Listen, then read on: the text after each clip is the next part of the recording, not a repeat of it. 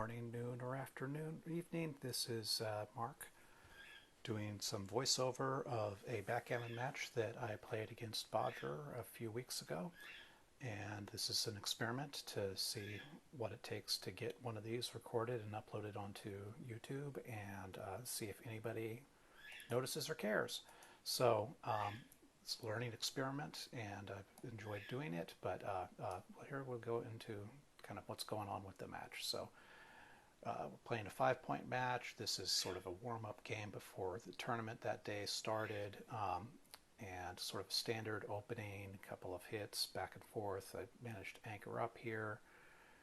And now, where are we here? Let's see, Bodger just rolled the double fives, so it's a pretty good roll. Played it pretty well. That's about as good as you can do with it, is go ahead and, he does end up making the ace point, which is a little bit deep, but what else can you do? 6-1 is great. I mean, to make my 5 points, so I'm starting to build a board. I've got the advanced anchor, sort of advanced anchor, butterfly anchor in Michi's terminology, and so I'm starting to feel pretty good here. And Bodger double six gets him ahead in the race probably. I'm not really keeping track of that at the moment, but it's a 5-4, it's not bad. Gets a couple of builders down. Get ready to attack that last anchor, that last blot that he's got on my ace point. 6-1 is not a great shake, so he spends a little bit of time thinking about this one. What I think he should have done is come out and then like 7-6 probably. So that 2-1 was pretty weak, and it got me set up for thinking that I was really in pretty great shape. You can see my fingers are a little itchy there, and I throw the cube at him right away, which is a blunder. So this is not yet a double, and I went and played this out a few times and found that basically anytime things are going well for me, I can still double him and he still has a take after a couple of good sequences, and after bad sequences, of course, I don't want to have the cube turned. So it was much too early to throw the cube there. Anyway, follow that up with a pretty reasonable 3-1. I'm able to hit him and kind of diversify my points there. He dances, which is an excellent sequence for me. Makes me feel like a genius for having thrown the cube. Just continue building my board so as to hopefully trap him in. 3-2 is a decent shake for him. He gets to come in and then decide whether to come in on the 22 or the 23, and so basically, does he have a good 2 or a good 3 somewhere else? And the answer to both of those questions is essentially no, but probably his best bet is to come in on the more advanced point, so he's got a better chance of escaping, but instead he stays back and just plays down. So 3-1, I'm able to hit him, and that's great. In fact, I'm able to double hit him, which is even better. So that's what I do. And let's see, 1-4 is a decent shake, gets one in at least, plays that one well. Here I've rolled a 3-2, and so this one gave me a little bit of pause. I end up making a minor error here. So what I did is I shifted onto the ace point, which is not the best thing I could have done. Better would be to come down and start getting ready to build again. Anyway, he comes in. I roll a 6-4, which again is not necessarily my best shake. But he's got that blot on his home board, so it's time to get a little bit aggressive here. And so I believe that I find the right play here and come down and hit. So hit first and then down.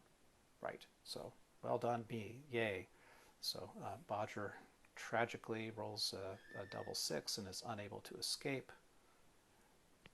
And now it's time for me to do some cleanup. So 5 is great, 4 is great. I can cover both of those blots. I'm feeling very great at this moment. He comes in, which is lucky for him. And then 6-3, I am able to hit him and then build bring something forward, and so I have another builder to cover that point later. He hits a 3-1, so that gets me on the bar. Now we're both on the bar. That's always a fun situation. And double threes is a great shake, which I slightly misplay. So, enter, shift, and then I don't know why I slotted that last point. So it's basically that gives him an opportunity to hit me, and that is unfortunate if he does. But I thought that extra blot I could pick up maybe made it worthwhile. In fact, it probably would have been better to just play quietly, bring that 7 to the 4 instead, avoid getting an extra checker hit, which he does, in fact, hit. So, oh well. But then I do get to pick up the extra checker, or I get to make the 5 point. So I make the 5 point because, otherwise, what's my 5? I just bury something. And then 6-2, I'm able to bring one out. They bring me a pizza. That's really nice. I've been very hungry the entire game so far. And that'll come in handy later.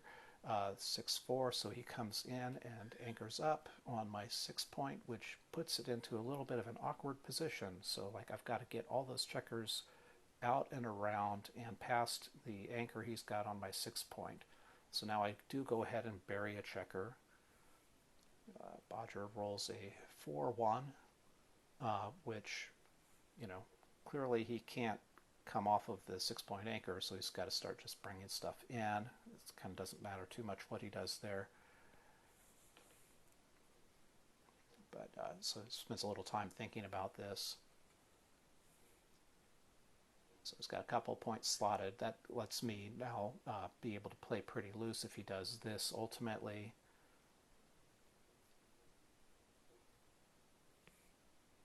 And so he does something to, maybe a little more conservative, which is probably for the best. And now I roll really, really well. I get this double 6, which lets me just bring those 2 points from the anchor all the way around. So that gives me kind of a landing place for my outfield points and a lot of outfield control. So once again, a very lucky shake for me. Bodger gets a 4-1, which lets him do a little bit of cleanup. And now next roll here, if I rolled, yes, it's a double 5, which is a very excellent roll. Lets me do a major amount of cleanup as well. And now my only risk is that he gets a fly shot in the outfield, but he does not on this roll at least. So things are going very well for me at the moment. I'm up to about 80% winning chances at this point. And 6-4 lets me hit him loose, which, I don't necessarily want to do, but that's basically the only thing I can do. Like if I came down and played 5-1, that would be terrible. And he dances, so I am in great shape.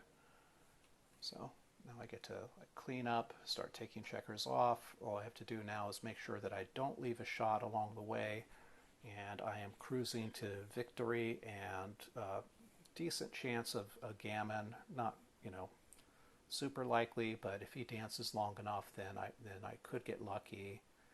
So here I am playing a little bit risky. There's a 6-5, 6-4, whatever might leave a shot, but I fortunately do not roll something like that. Double 4s, he's continuing to dance, and suddenly my gammon chances are starting to look pretty good. So I'm at, something like, 50% gammons at this point, something along those lines, and it comes in, and so that takes it right down until I roll double 6s. So now my gammon chances are pretty good. His double 3s help him a decent amount, but then, double 3s, so suddenly he needs double 6s or double 5s or something. Double 1s, not so much. So I win the gammon. We go into the Crawford game after one game. So, again, pretty good. A lot of luck on my side. So, and my pizza just sitting there taunting me. So I'm hoping for some lunch at some point as this match continues, but instead I lose the opening roll. 4-1 for him. Down and slots pretty good. 3-5 is my roll here. It looks psychic, but I have it in front of me, so I come out and hit. Thought for just a millisecond about making the 3-point, but anyway, 4-3 in and hit, which is pretty good. 2-6, so in and out is pretty straightforward. He rolls a 4-3 that lets him cover and hit, which is a little bit too loose, but that's Bodger's style. He really likes to hit. So 3-1 is, I play this just slightly imprecisely. The hit is like a .007 error, so that's not like actually an error. Bodger rolls a 4-1, which does not let him hit, so that's, or does it? It does, because he can hit inside, so good for him. So then 4-2 lets me come in and hit again as well, and now things are potentially kind of like steering towards Bodger being able to set up a back game, so I ought to be a little bit more careful than I'm being right now, but just into the theme of let's hit one another a lot, please. So cock dice, re-roll, and I get a 4-3, so in and cover is great. 6-1, so you can make the bar point I'm pointing out, which is not what he's going to probably want to do, but I just want to make sure he didn't miss that was a possibility. And so he's spending a little time on this move. So the thing is, he's got those 3 checkers back on my ace point, and that's like a kind of a problem. So he probably ought to like split there and get set up for an actual back game. Try to get the 2-point anchor as well, but instead he just runs out and stacks up. So 3-1 is an excellent roll for me. So I can either hit or make the 5-point, and here making the 5-point is significantly better. 6-1 lets him just come around, which is not bad, but again, like he's got that stiffness of those back checkers is turning into a big problem. I'm able to make the bar point, which blocks him in. 5-2 lets him cover the ace point blot, which could come in handy later, but maybe not.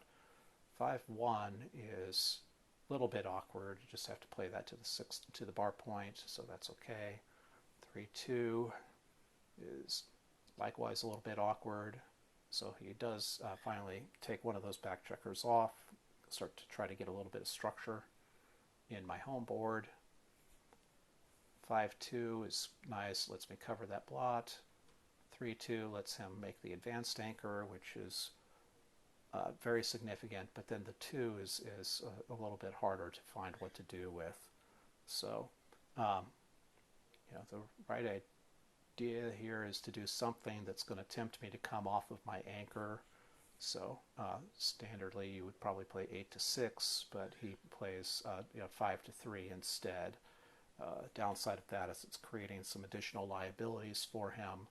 Like if I hit, then and he hits back, then he ends up with a couple of blots in his home field board that he has to deal with. So he's going to spend a little bit of time thinking about this one. It does ultimately go with the 5-3 split. Lucky for him, I can't actually hit. 6-5 is kind of a odd one. So the first thought is to just come down with both, but coming out with both seems like a better idea because he can't really afford to hit me right now with those blots on his home board. Nonetheless, he does hit me. So probably going to be able to hit him back. 2-1, I can hit him back, and now the question is, where do I hit him back? So the 2 is forced to come in, so do I hit him in his home board, or do I hit him in the outfield? I decide on the home board because that's the most damage I can do in terms of the race, but it's better in this case to hit him in the outfield because then that kind of steers a little bit away from giving him too many additional checkers in his home board, in my home board, I guess. I'm not really sure why that's better, but anyway, Bodger is happy to go on hitting, and I am able to hit back, or forced to hit back, in fact. And then the question is, do I pick up that extra checker? And sure, why not at this point? So now he's got the double anchor in my home board, which is good for him. And so, the hit is pretty good, but it's wrong again. So it would be better to go ahead and slot my 2-point at this point with the 3, so that I can prevent him from getting a 2-point anchor, which he immediately does. So I am severely punished right away for misplaying that one. And then double 4, I'm thinking, okay, let me just sort of bring things around, get cleaned up. Again, slightly incorrect here. It'd be better to just play that 13 to 9, kind of tempt him off of the advanced anchor, and he's still got a 2-point board and a blot, so it's not like an unsafe thing to do. So he does a little bit of cleanup, and now we get into a situation where I've got to just get those checkers in and then past his 3 points in my home board. So I roll a 5-1, and it's a kind of a pay now, pay later situation. I go with pay later, but that was a mistake. Actually, I think this one I maybe put the image in. No, that's right. Yeah, so that's the wrong image. So that's the error I'm going to make on the next roll. So he, comes out and around. Or should he? Maybe he should cover. Making the 4-point board. What could be wrong with that? Well, is he afraid of being hit? He's got 3 of my points on my home board. What could go wrong if I hit him? Like, is that dangerous for him? Not really. So he should probably cover. So he's thinking about it for a while here, and I believe that he does ultimately go ahead and cover. So give him a minute to think this through. Yes, he does it. Well done, Bodger. So now, here's where I make that blunder or error that I actually put the frame in from the one before. Oops, sorry about that. But yeah, so now I have to think about, do I leave the shot on the outside now, or do I just kind of stack up? So what I was thinking is that clearing the 8 points is going to be a problem later, so maybe clearing it now is not so bad, but it just makes it harder for me to safely clear the 13 or the 12 point later. So, and now I immediately have to do something else anyway, so I might as well have done that the roll before. The 12 to 3 is not bad, and luckily enough I get missed. So here we go, 4-2. I'm able to just bring it in, so that's nice. Double 1s is not a great roll for him, and here we run into a little bit of technical difficulty because while he's thinking this through, I finally decide that I need to go for the pizza and knock over the battery and cause a little bit of a glitch. So look forward to that coming on in here in just a second. But yeah, double 1 is, doubles are usually hard. So like the easiest thing here would just be to play it all in his home board, like 5 to 2, or 5. Yeah, just move all the ones from the 5 point to the 3 point, something like that. Coming off of the 24 point at this point is problematic because that gives me the ability to hit him on my ace point, which helps make it easier for me to, have a place to put the rest of those checkers and get past him. But, ultimately that is what he does. And when I roll 5-1, then I hit him on the ace point and kind of hope for the best. So he rolls a 4-6, which is pretty good for me. He comes in with the 4 and then out with the 6. But now I've got a place for those checkers to land. So 5-4, I'm able to bring a checker in and stack up on a safe-ish point. 5-4 for him. He has to just kind of run around. And critical roll now, 6-2, so I get both my remaining outside checkers in, and so now I'm able to start bearing off to 1, not a great shake. 5-1 is pretty good, so I decide on just 1 off, so as I keep an even number on the outside. 5-4, so he pulls 1 out and around, which, you know, is right.